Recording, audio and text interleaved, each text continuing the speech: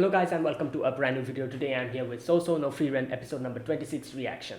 So the previous episode, it was the battle between Frieren, Fern versus the clone Frieren, and Fern had a plan to take care of it. So basically Fern knew about Frieren's weakness. One of the weakness she has is that whenever she casts a spell, she kind of lets her, like her mana, like that whole thing kind of goes a little bit, bonkers.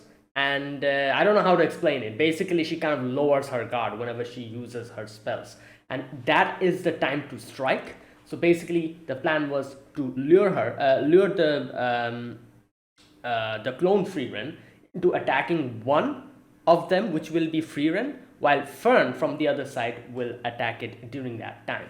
And that was like the main plan.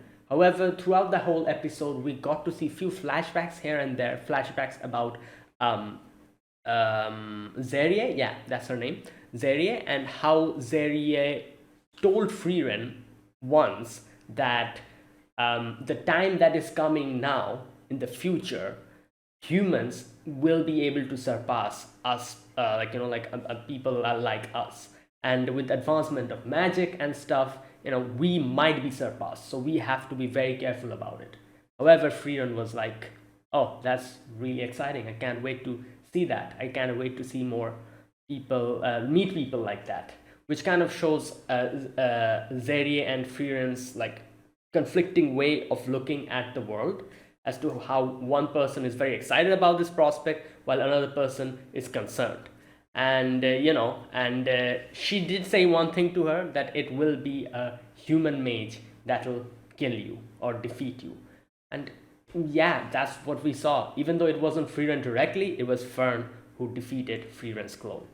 So yeah, that's what happened. It was an interesting way the episode went. So yeah, there you go. Now that was that. Now let's see what happens today. I'm guessing that means the test is almost over. We'll just go in after this. So yeah, let us see how this proceeds. So yeah, that was the let us begin. This is episode number 26. So yeah, I'll be putting the subtitles and the timer here. Sync it to whichever is your preference, and let's begin. Yeah, here's the countdown. 3, 2, 1, go.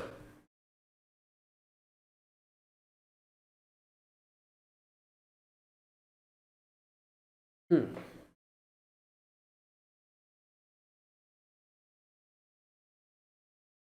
Okay.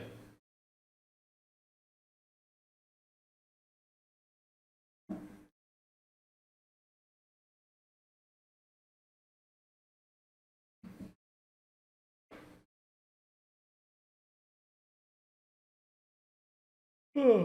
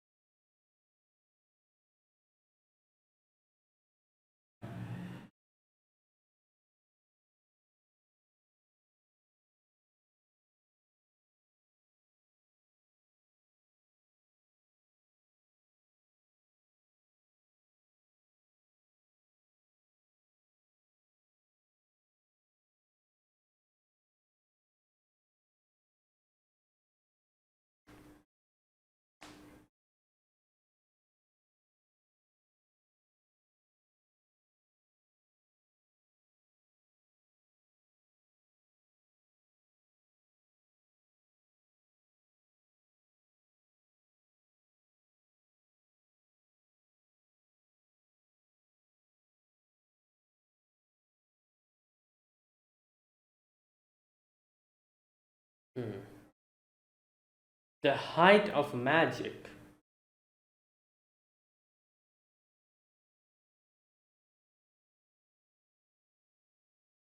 Wait, it's not over. What? Okay, I thought it was okay. Well, right.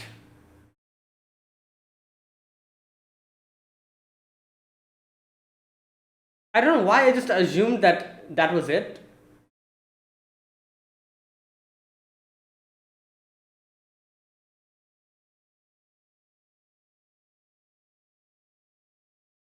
Damn! Oh, she made a golem. Okay.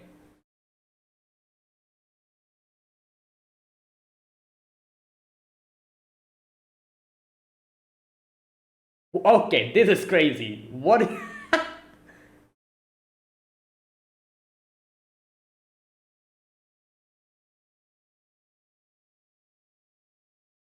Okay.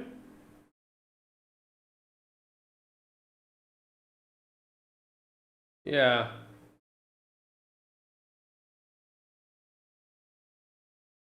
Within our expectations. Yeah. Oh no, oh, the clones are coming. Yeah. Come on, guys. Yeah, you have to stop them.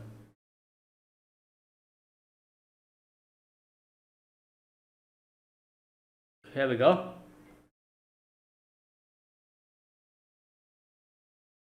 Right.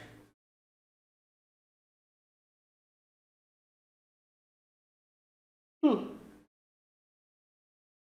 Oh, that the split up. Okay.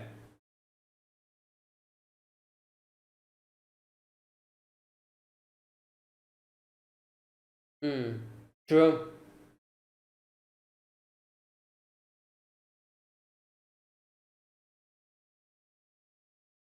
Okay, nice.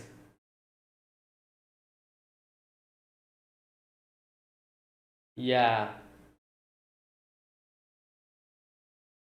Oh. Oh. Okay. Don't worry. Yeah. There you go.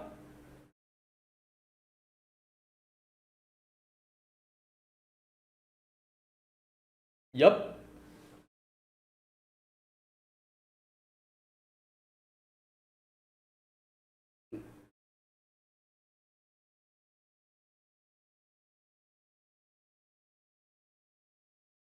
Wow. Well, that's what happens when you have a good plan. Things become easy.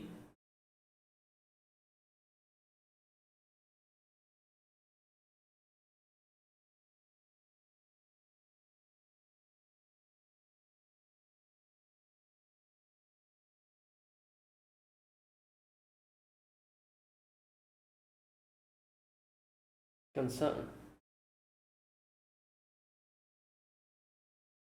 Well, because a few of them. Well, about that. Yeah.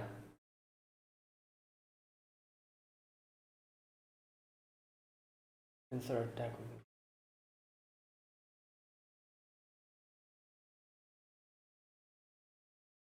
Yeah, that is true. Like we don't know where Fern and Denken is.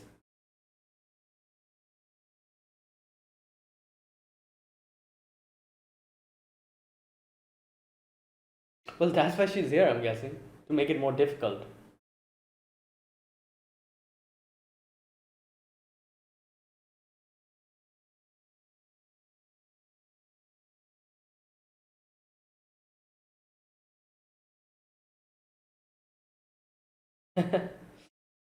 Well,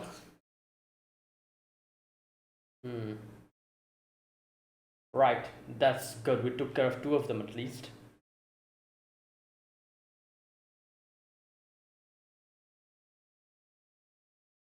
Oh my god! Oh no!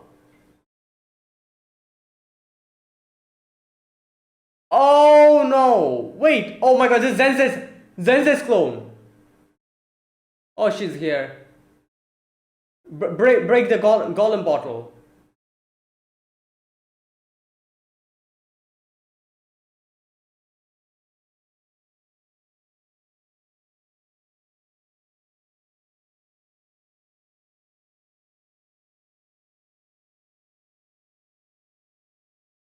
Oh my god. Oh, this is bad. Yeah, Zenze's clone is gonna be a problem.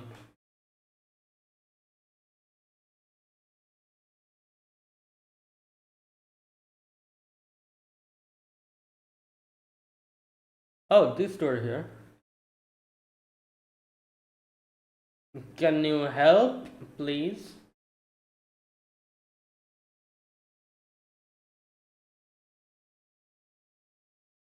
Yeah. Yeah. Actually, there's something crazier happening. Well, yeah.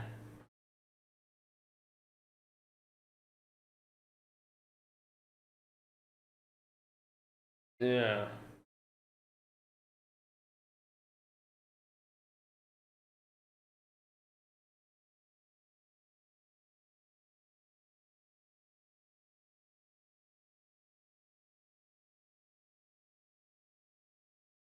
Okay. Why?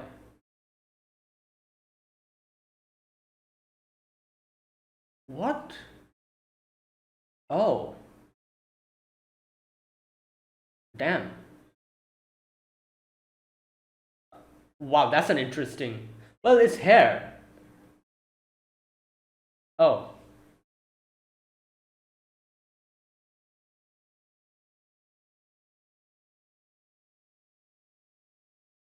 to block other magic. I see. Hmm.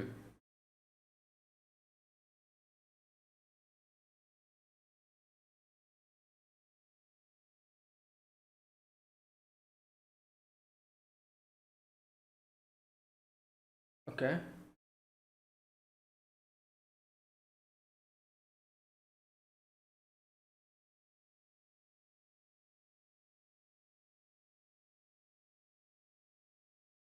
Okay.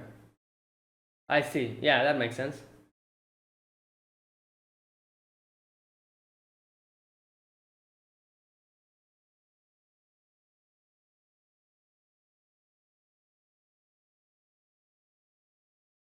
Probably not even much of a fire.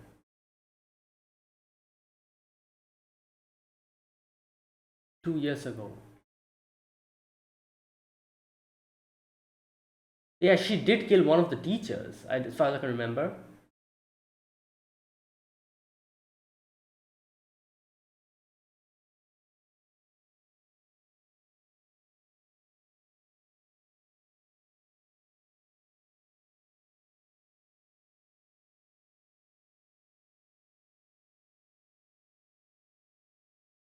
Damn.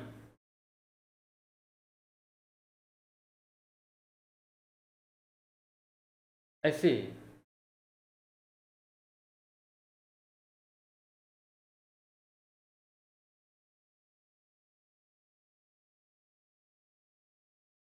Hmm. And then she came in. Oh, did, which is this the? Oh my god, is this the teacher she killed?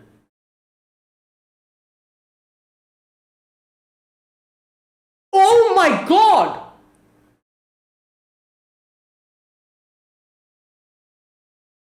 I thought it would be like a scratch or something.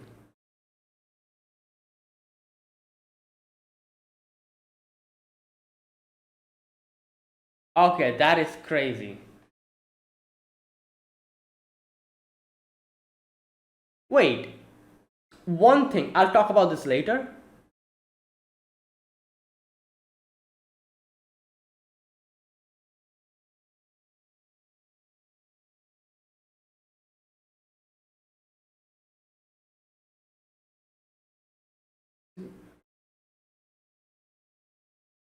Pussy look like.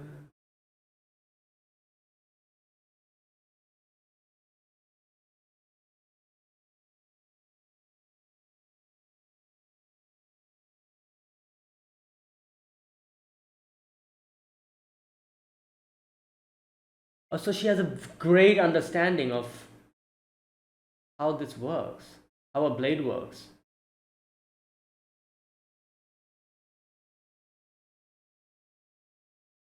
Oh,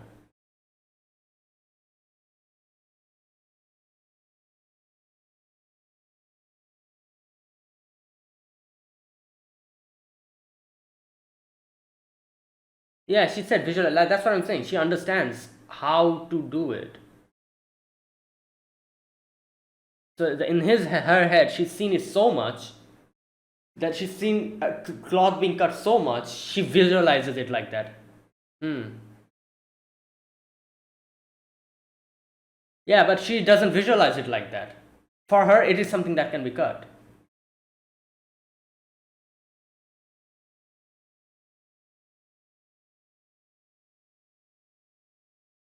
Hmm.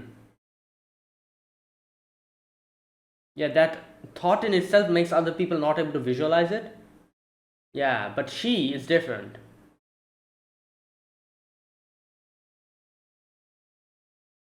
Senses spell can get through that cloak.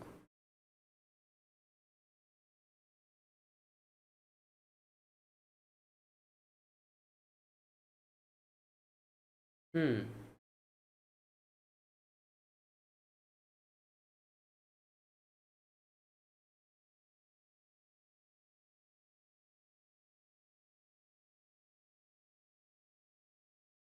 Yeah.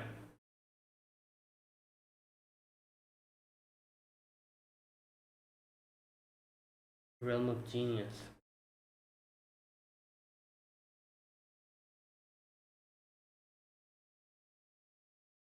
Yo, that's why she can cut it.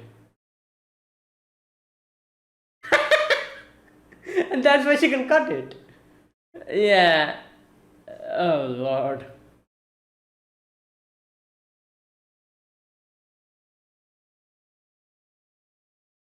It's over. Damn.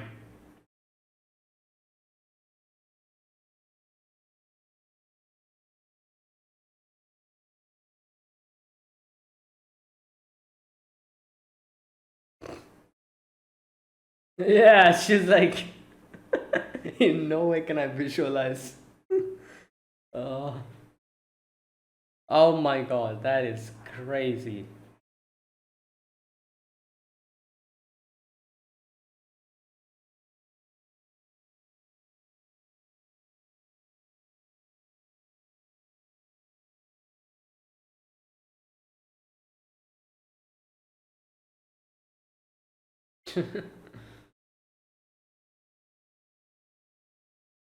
Is you will, yep.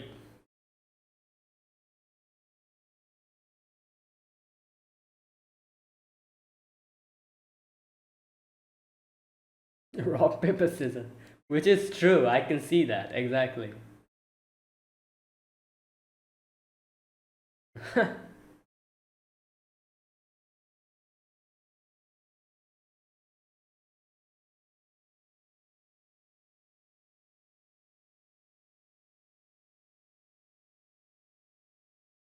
Hmm.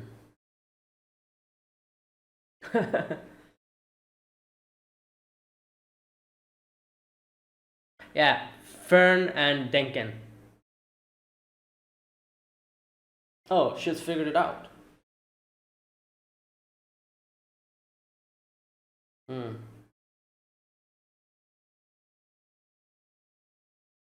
So leave it to me. Okay.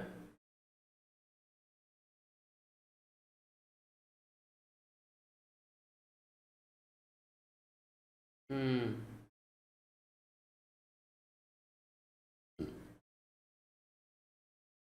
Okay.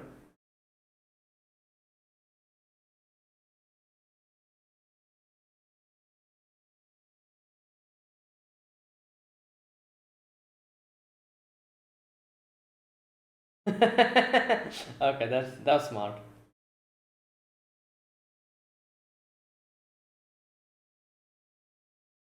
What the?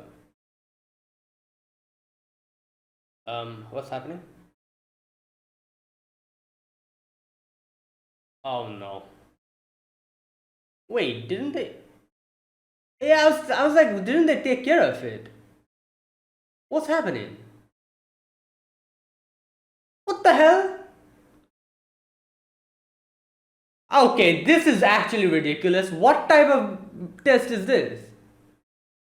If you defeat them, they should stay defeated. Why are they coming back? What? Wait, then Frieren's clone, if he defeated, she'll come back as well? Okay, that is ridiculous. What the?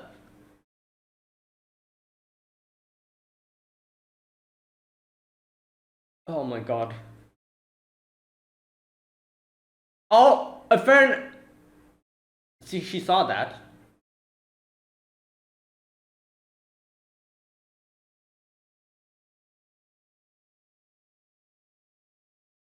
What is happening here? Oh, yo. What? Damn. Cannot notice it.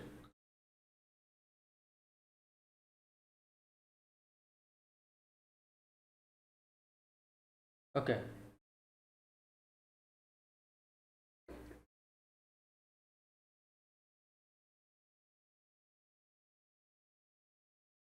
Make an open.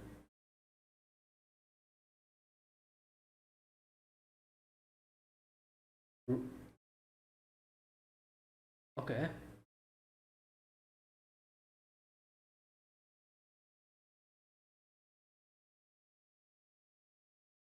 So she has to lower her guard. So that the clone also.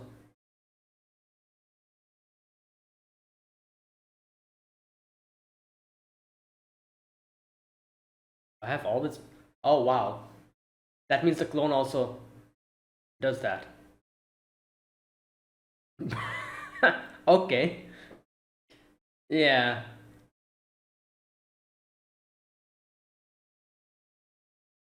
Interesting. So yeah, the clone is completely focusing on Frieren because she underestimates Fern. So I see what's going on here. So we'll use that opportunity.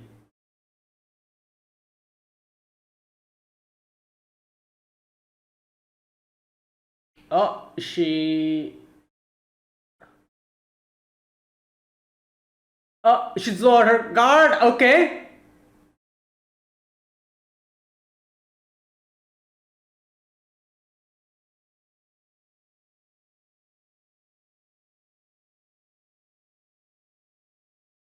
Damn.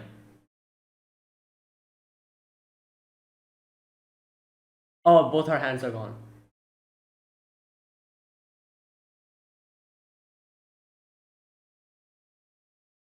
Oh no. Oh my god, this is bad. I was thinking, will she be able to defeat her? Because it's Frieren.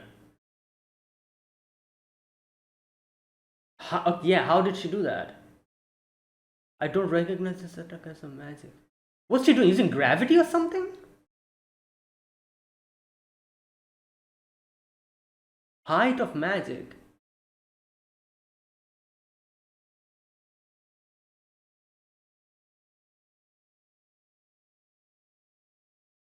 Damn.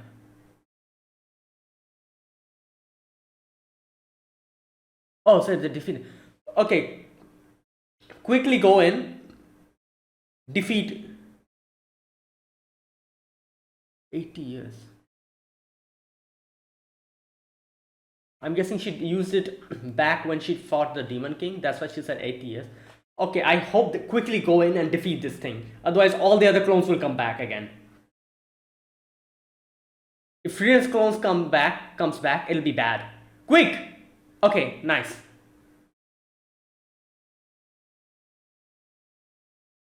Okay.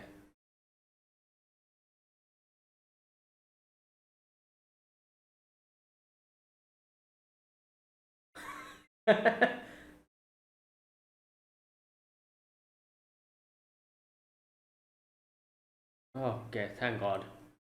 So, no enemies. Yeah, there you go. Thank God.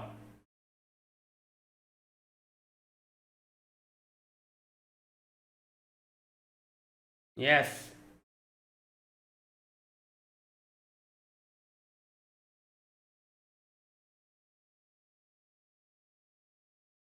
made it to this innermost step.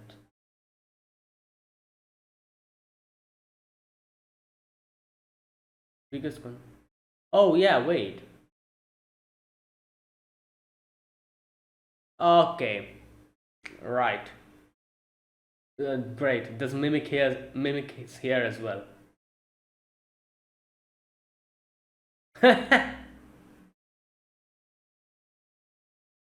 Yes.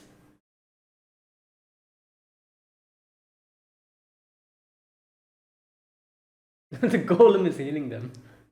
They are unfortunate. Lavine wasn't able to. Who are you? Yeah. Okay. Well, they're like I wasn't expecting Richter and Lavine to be disqualified, but we saw what happened. So unfortunate. Um. Yeah. 3 years later again.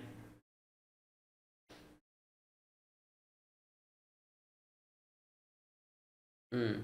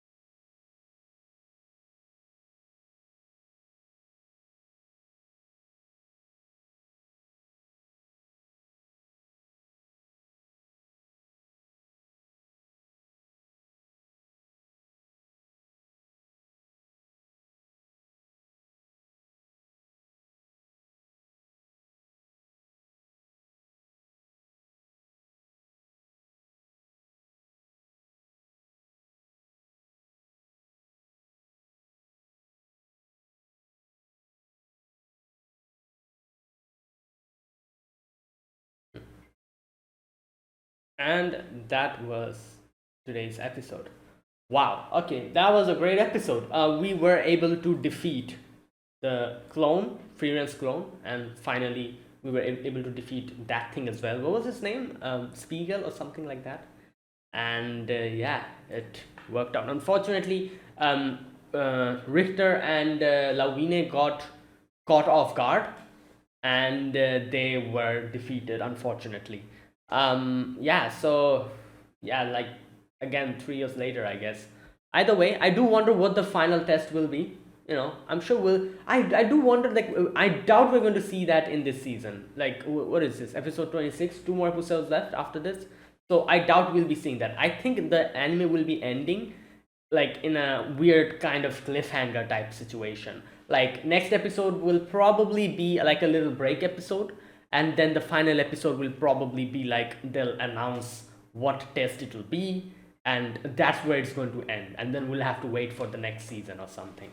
Because yeah, I doubt they'll be completing the final test in 1 day or 2 days. I don't think that's going to happen.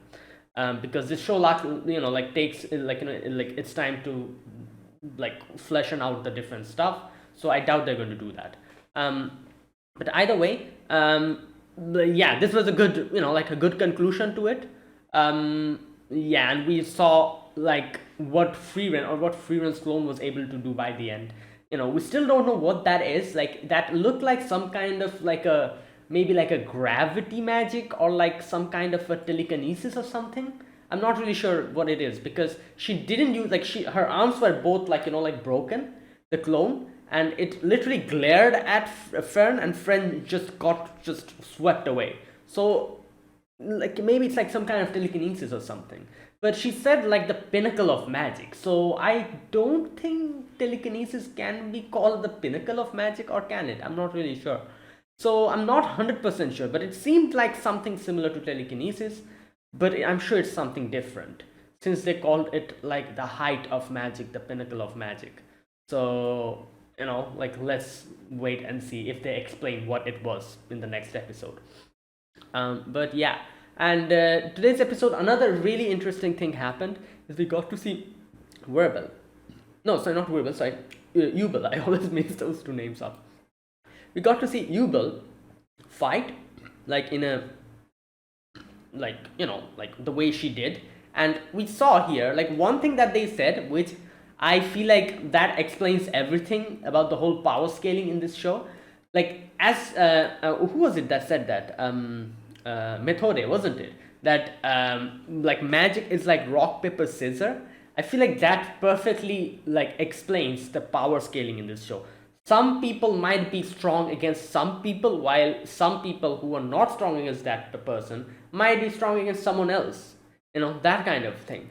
So it kind of makes sense here, because we can see how, like, obviously we have Frieren here, and like Frieren, as we saw, has her own weakness, which Fern would be able to kind of, like, calculate and deal like a damage to her. Even though she wasn't able to do it, by the end of it, she got caught in Frieren's magic. Still, she was the one who made Frieren, or the clone Frieren, lower her guard so that the original Frieren could deal the finishing blow.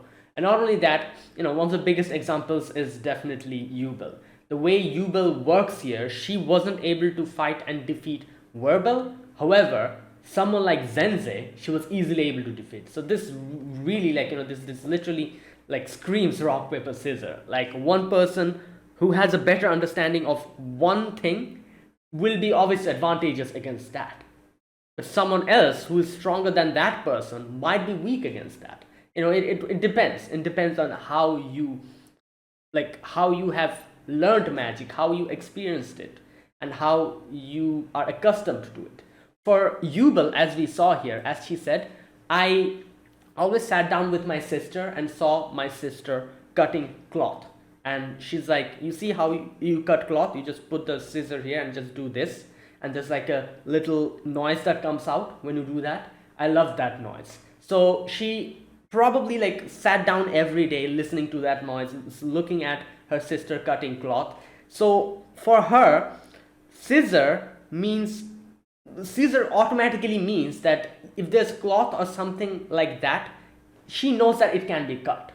In her head, there's no other way this is going to end. So that is why she can visualize it so much and at such a degree that it didn't even matter how strong Zenze's defensive spells were, or that guy who she killed, how strong his defensive spells were. For her, when she immediately saw, like, hair or cloth, she immediately was like, oh, I can cut this. And that's all it was required. And so if you're able to visualize magic, you will be able to properly execute it. And one of the biggest examples of that was in one of the previous episodes, as we saw, when Lawine and Kanne, that whole battle against Richter, when they said that when we have rain falling on top of us, it is very easy to visualize manipulating water. So that is why Kanne was able to manipulate water at such a degree. Like, just imagine, it's like hot scorching sun. In no way can you imagine, like, water in that type of situation. Just literally the sun is, like, on top of your head, you're sweating. Can you visualize water in that type of situation? It's very difficult, to do that. So most of the time you won't be able to do that. But if there's raining, you can visualize water. And that's exactly what happened. She was able to visualize it, so she was able to use that to defeat Richter.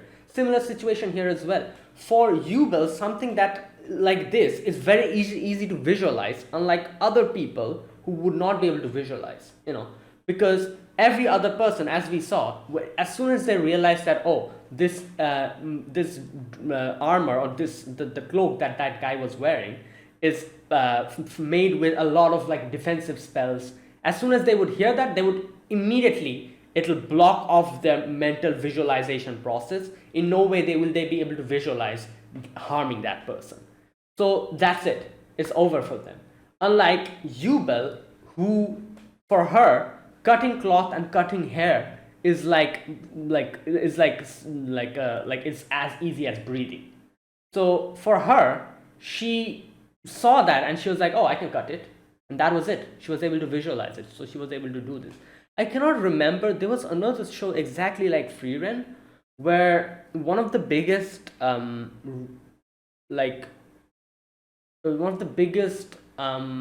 conditions in using magic was able to visualize it. If you can visualize it, you can do it. Which show was it? Was it Shaman King? No. There was another. Yeah. No, was it? No, or maybe it was something else. I don't exactly remember, but there was a show like this, exactly like this. Like, if you're able to visualize it, you could do it.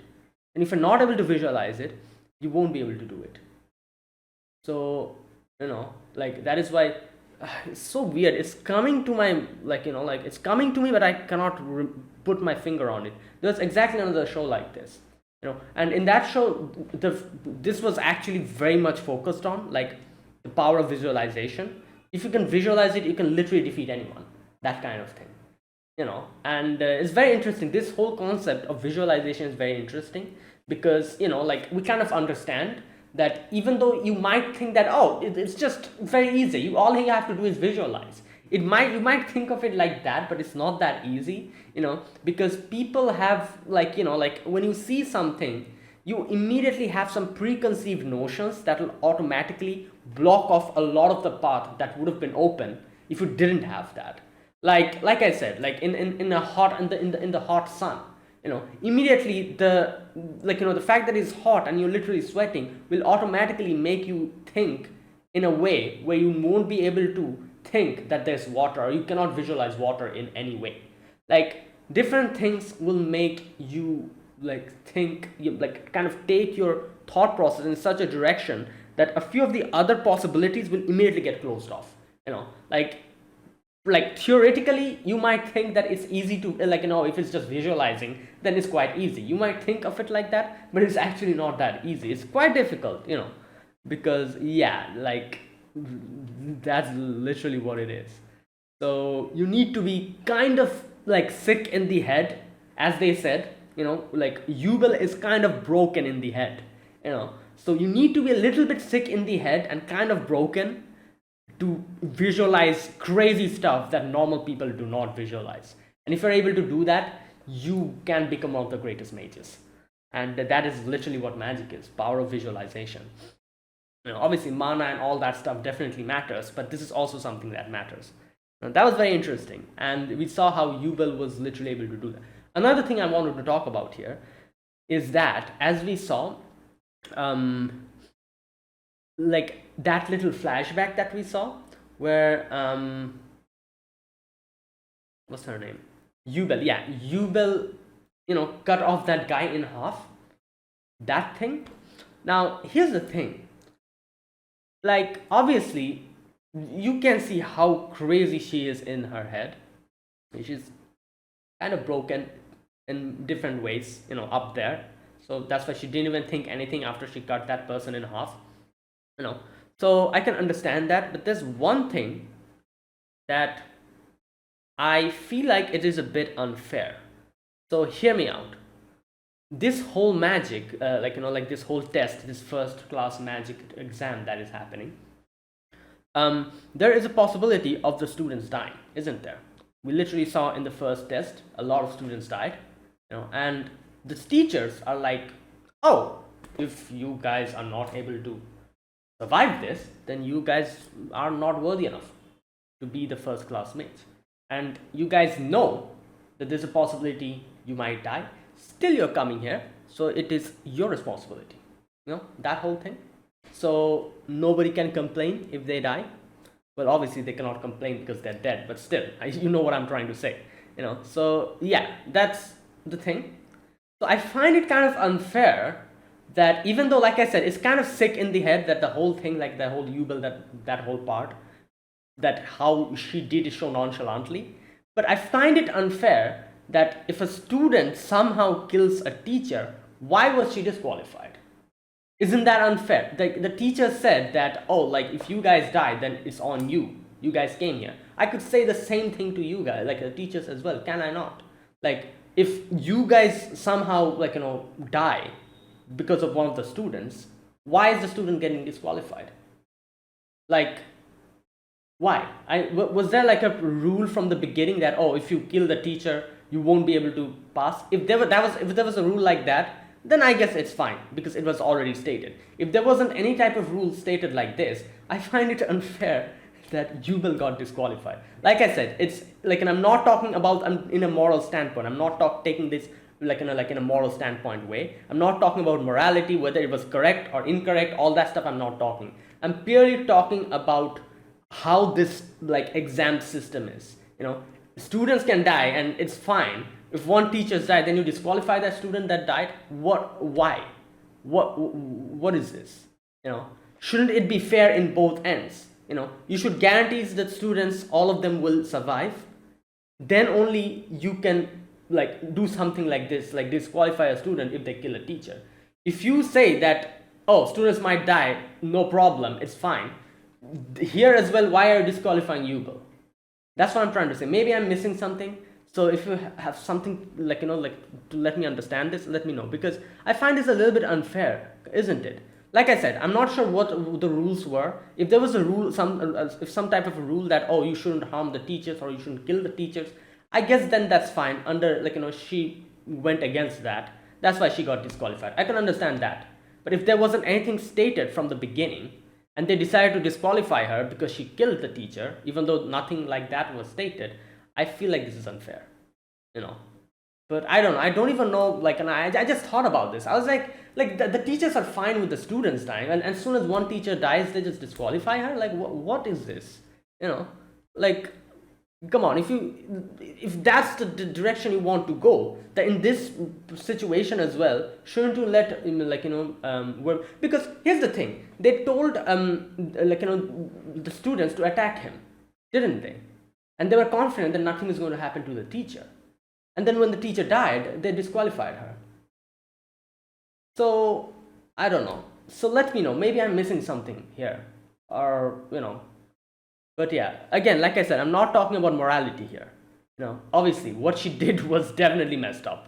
In no way someone proper in the head will be like, oh, let me just cut this person in half and just smile after that. Nobody right in the head will think of something like that. Anyone and everyone will hesitate to do something like that. The fact that she literally cut him in half and she was like, just like that, makes her completely broken. I understand that, but I'm not talking about that aspect here. I'm not talking about morality. I'm just talking about the rules. Why can the students die, but when the teacher dies, this happens? That's what I'm trying to say. Either way, yeah, that was a great episode. Especially the whole that verbal scene really made me. I wasn't expecting that. I was sitting and I'm like, oh, maybe she'll pierce him or something. I knew he was going to die because they kind of mentioned it before. I knew he was going to die, so I was like, oh, maybe she'll pierce him, stab him or something like that. She has a spear, so I thought maybe she's going to take the spear and put it in his thing, and he'll fall down and then die. I thought that's what's going to happen. I wasn't expecting her to literally cut him in two. That I wasn't expecting. And that scene, I was like, what the hell, bro? Okay, but yeah, that was interesting. So yeah, and in the end, they were able to pass this, and yeah, now to wait for the final exam. Let's see what type of exam it is and how this works out. Oh, another thing I wasn't expecting, that the clones came back. Now, I did think before in one of the previous episodes, I was thinking wait a minute, even if we destroy the clone, can't the clone just come back? Because we still are present in the dungeon, and if the Spiegel is there at the final room, just sitting there and making the clones, even if one of the clones gets destroyed, can't he just make another clone of it? I did think about that, but I was like, oh, their exam is definitely not going to be that crazy. I was like, yeah, that would kind of make it a little bit unfair to the students. So I was thinking yeah, even though I thought that might happen, I was thinking in no way they're going to do that. Because that literally means if you defeat Frieren and wait for a little bit, she might actually come back. Which makes it crazy. So I thought in no way that is going to happen. But that actually happened. Thank God the stronger characters that we defeated, like Zenzei and then Frieren, we were able to stop the thing, the Spiegel or whatever it was called, before they were able to come back again. So that was good. If Frieren came back again, oh boy, that would have been just right. Okay. And yeah, that was today's episode. So yeah, there you go. Now, let me talk about this episode, scene by scene. So the first part. Now here's the thing. Another funny thing. In the previous episode, when Fern attacked Frieren, and they ended it there. I was like, oh, it's over. Yeah, they've defeated the clone. Now we'll just go in and defeat the Spiegel, and it'll be all over. It's over. Yes, we won. And then the first scene in this episode, I'm seeing Frieren's clone is literally making some kind of like a fireball or something, and all the like the rocks and everything are like rotating around her. I'm like, oh my god. So okay, that wasn't enough. I don't know why. I just assumed that's it. Frieren's clone has been defeated. I just thought that. I just assumed that's and I thought the first thing we're going to see in today's episode is that they're going to walk in through the door and they're going to defeat that thing. I don't know why I just assumed that, but yeah, obviously it's not that easy. So yeah, Frieren's clone did get they were able to catch it off guard, but it wasn't nearly enough to do anything to her. So Frieren's clone starts attacking. Frieren also starts attacking. Frieren literally makes a golem, and they start chucking lightning at each other, while Fern is just waiting for an opportunity to attack the clone. And while crazy stuff is happening over there, we have the other groups. They have broken up into groups, like two people per group, and they have decided, as Denken said, that they will be targeting people that are like disadvantageous against them. So anyone who you're advantageous against, you're going to team up with another person and go and defeat that, which is obvious. And one of the biggest, as Denken said, one of the biggest advantages we have is that we can talk and we can share info. We can work together as a team, So unlike a lot of these clones who won't be able to do that. So we can do that, and we can, take care of the clones before they are able to come and bother Fern and Frieren while they're doing that thing. So over there, Richter and Lawine got paired up against, I think, Kanne and Lawine's clone, was it? I think so. Yeah, Kanne and Lawine's clone. So Lawine and Richter got paired up against Kanne and Lawine's clone, while over there, that guy with the mustache, he got and went and fought against Richter. Over there,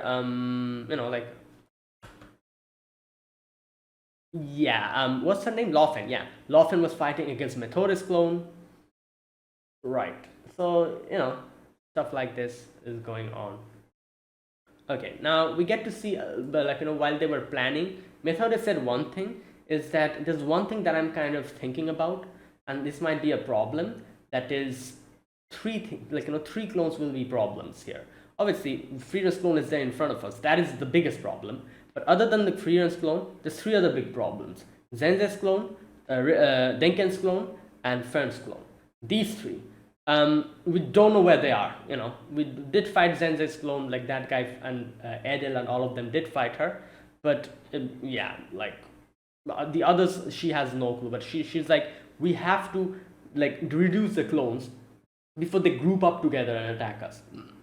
So yeah, if we get hit by a pincer attack, we won't be able to protect anyone. So we have to detect them and take them out before they're able to do anything. Okay, so I love how. Wait. I love this part where they kind of complain. Who was it that complained? Oh, Richter. Richter was like, we wouldn't have to worry this much if you weren't here talking at Zenze. And Zenze's like, come on, you guys, all you have to do is work together and you can win this thing, So I feel like this is quite easy. You know what? I kind of understand. And this test was kind of a weird one, because I can see the potential of this test becoming one of the craziest ones and one of the most difficult ones. Like one of the things that makes this way more difficult than it should be is that the fact that clones can come back. If it's like a one-time thing, then it's fine. The fact that the clones can come back, it takes them a while to just reconstruct themselves back. That is the thing that makes it even more difficult. So I can see the potential of this test becoming very difficult, but I can also see Zenze's point as well. There's a lot of things this test does better than the first one. For example, this test, there is a possibility that everyone will survive. like there's a very small amount of chance, the chance that someone might die, but most of the time everyone will survive. For example, the golems, they can literally help you take you out of here. That's one thing that this test does better than the first one. Obviously, as she said, I'm a pacifist, so am I don't want to see characters die in in a freaking test. So yeah, I can appreciate that. And not only that, the golems even heal you. That's even better. I was thinking, there was a part of me thinking that, oh no, like they did get stabbed quite hard.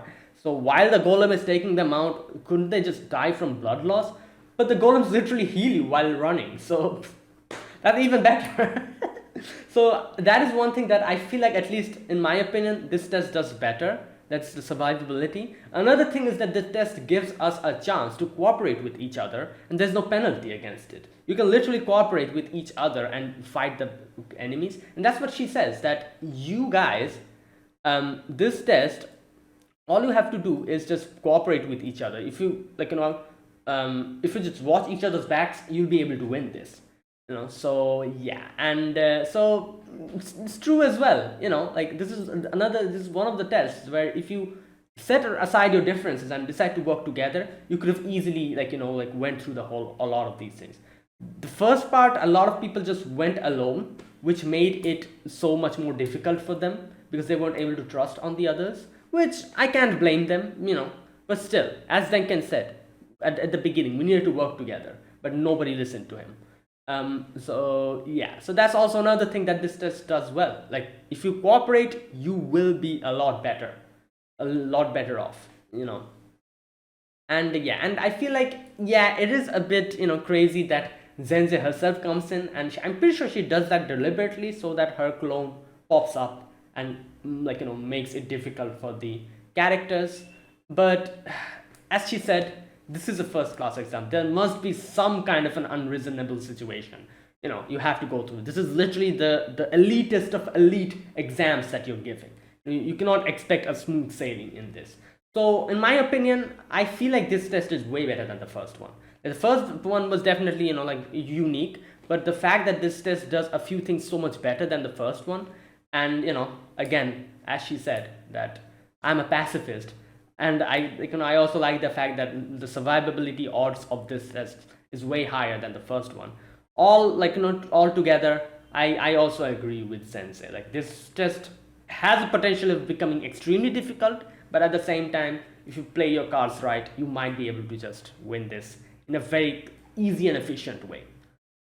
So that's the thing.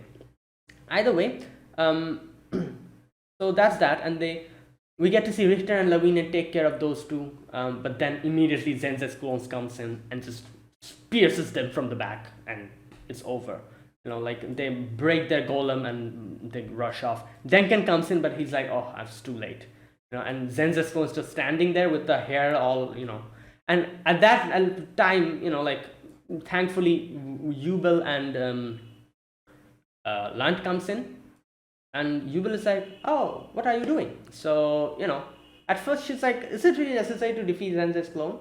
And we're, the Denken is like, yeah, it is. So she's like, okay, right, then I'll do it. So obviously the big question mark here, how can you do it? This is Zenze's clone we're talking about. As Land says, you weren't able to even defeat Verbal. How can you defeat her? So at which we get to see that whole thing, and the whole, if you're able to visualize it, you'll be able to do that kind of thing. And I really like how the way they did this is like, she is like, oh, I just know I can do it, so she goes in, and immediately we switch scenes to the original Zenze, where she's like, oh, if Yubel fights against my clone, it's probably not going to be much of a fight. And then we get to see the little flashback, and the way they kind of revealed how Yubel versus Zenze is just so easy for Yubel. I really like the way that gradually revealed it. But yeah, here we get to see this dude, the examiner for the second exam, Berg, a first class mage. He was taking the exam, and ever since becoming a first class mage, he has never been injured even once, because he specialized in defense, right? The immovable cloak he created with magic, is embedded with defensive techniques that prevent any offensive spells from getting through. Right. Okay, in second exam, the participants have to use offensive magic on Berg, who is wearing his cloak. If they can make him take a step back, they pass. Simple test.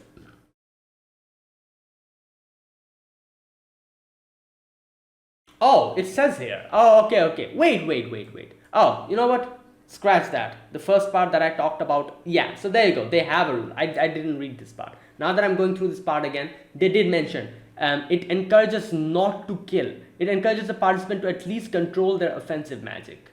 Interesting. Alright, you know what? Scratch all of that. Yeah, there was a rule. Yeah, so there you go. That's why she got discarded. You know what? Yeah, that makes sense. Because I was thinking, if there was no rules against killing, isn't it unfair that the students die over there and the teacher, if one of them dies, she gets disqualified? No, there was a rule against this. Okay, so I didn't see this while reacting. Okay. There is a rule that disqualifies anyone who kills. It encourages a participant to at least control their offensive magic. Interesting. To ensure the safety of other candidates. Oh, to ensure the safety of other candidates. Interesting.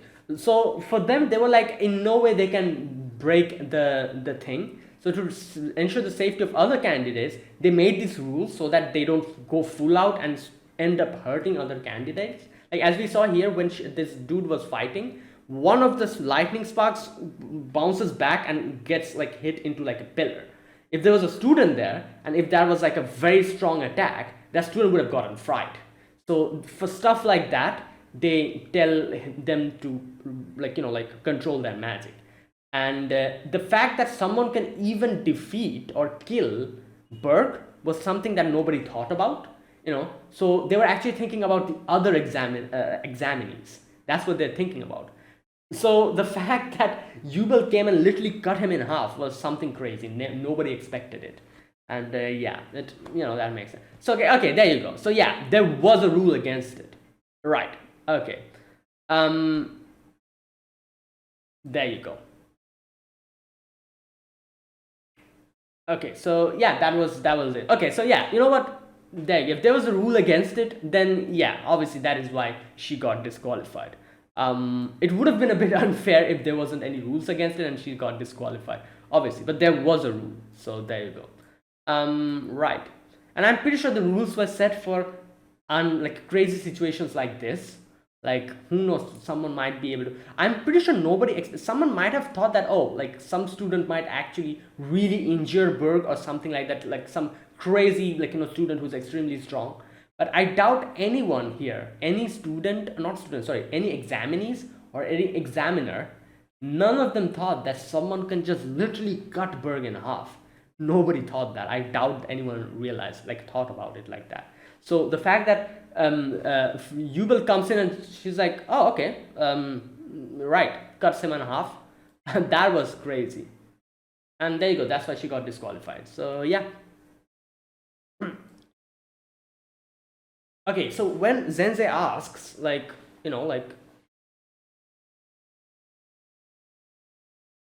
how did you cut the immovable cloak? And she's like, oh, have you sewn something or cut cloths? And Zenze's like, no. And she's like, yeah, you know what? My sister used to do it and I used to watch it. And I loved when the thing went, smoothly like that. So for me, cloth means it can be cut.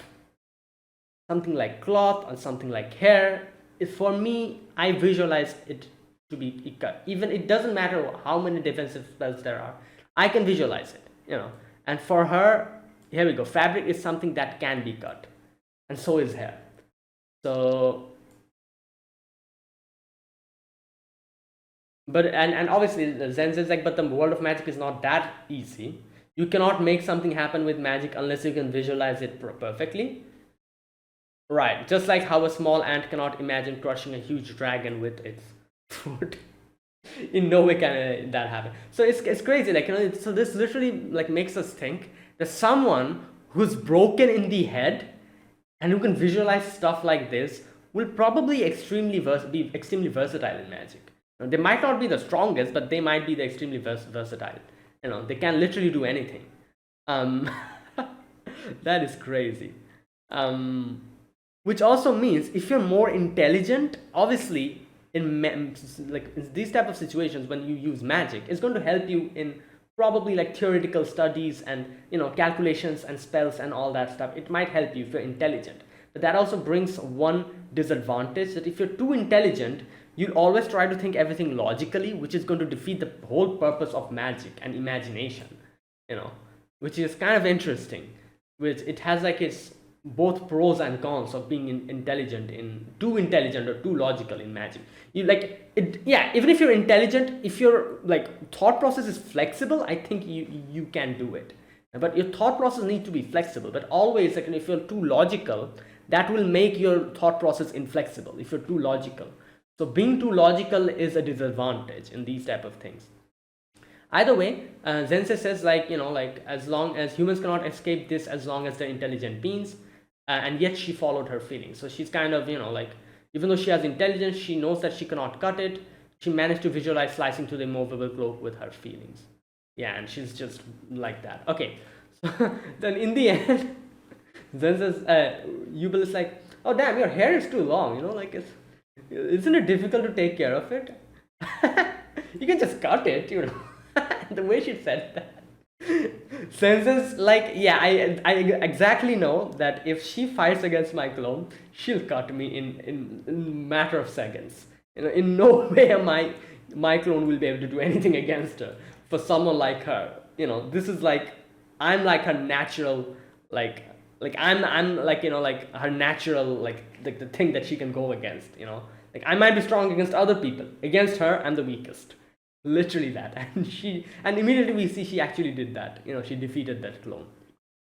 So that was crazy. Either way, the next scene, we get to see what's her name? Methode. Yeah, Methode is talking with Verbal and their group. So she tells everything to them, and she's like, like we need to do this. Can you help us out? And he's like, okay, you guys came and gave me this us this opportunity. Obviously, we're going to take it. So they decide to take care of all the other clones. They decide to take care of Denken, while Method is like, I'll take care of Fur. So and Method is like, oh, Zense's clone has been taken care of, which is all well and good. Then let's do this. So after that, while they are they're going off fighting against all the clones, we see Yubel or Yubel's clone is back again, and this is where we realize that unless and until we defeat the Spiegel thing, these things will continue spawning. That's why I said there was a possibility this test would have been extremely difficult. But again, yeah, that's the whole point of an exam like this.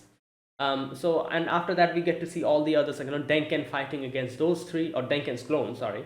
And over there Methode was fighting against Fern's clone, and there you go. So, and then after that we also get to see a little bit of that conversation that Frieren and Fern had, and Frieren is like, even though I'm pretty sure you won't be able to defeat my clone fighting, using that attack once, I'm sure, we can do this eventually.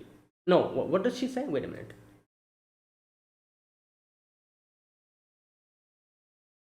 Yeah, she said we could have won if we can create a bigger opening. At which Frieren says that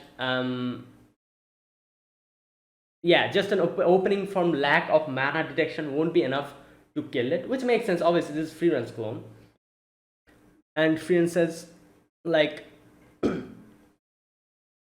you can beat it then, right? If we get a bigger opening, then let's make that opening. Is it possible? Frieren says, if I let down my guard, it will let its guard down even more. And Frieren is like, but then you will obviously get hit. And she's like, it won't be a fatal wound. I will focus on my defense. And another thing is that You can defeat me because I underestimate you. Here we go. Where she says this? If you think you can win, then you will. How can you be so certain? Here we go. This is what she says. Because I have always underestimated you. Friend is like, okay then, that means there is a possibility. That is good then, yeah.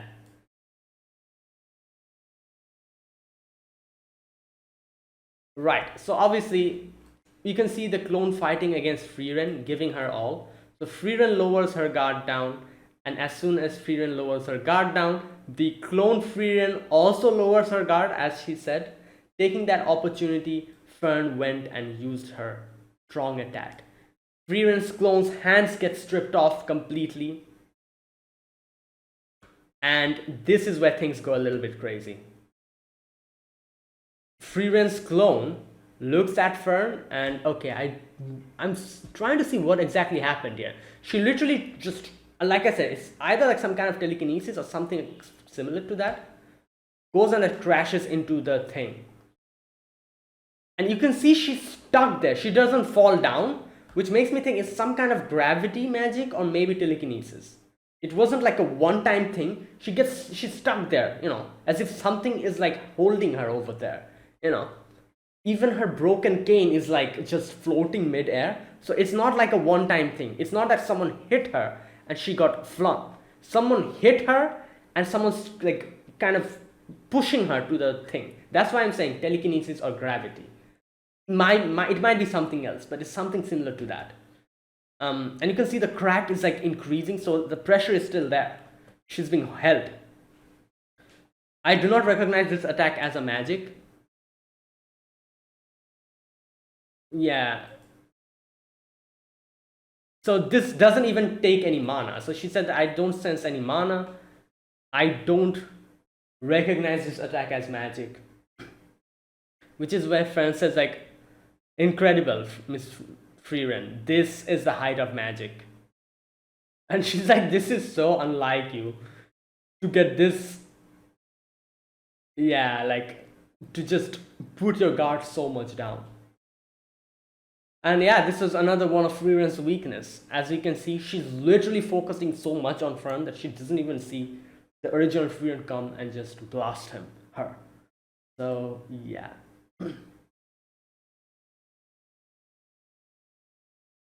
And there you go.